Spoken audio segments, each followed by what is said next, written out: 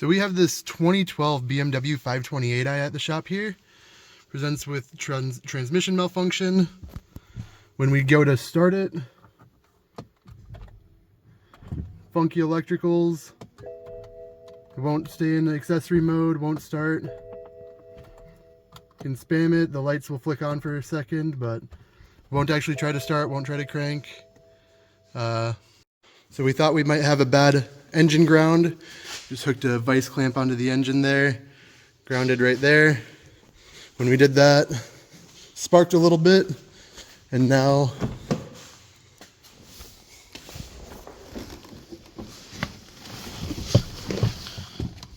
when I go to start it, at least it's trying now.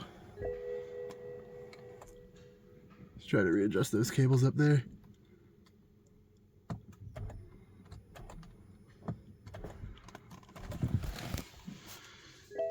Maybe not.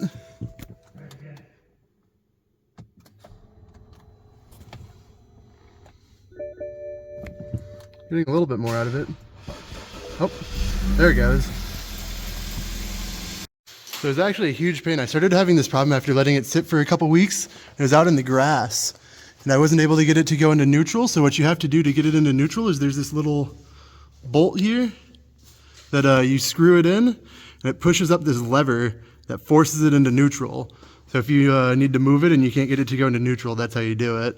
I think on the older versions of this car, I think in the 2011s and older, under the cup holder, there's something that you can screw in or something. I'm not sure on how it works exactly, but.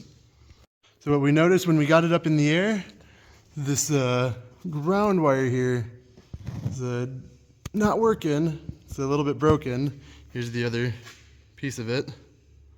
But yeah, it's supposed to connect right from the transfer case over here onto the body. There's you can see right there.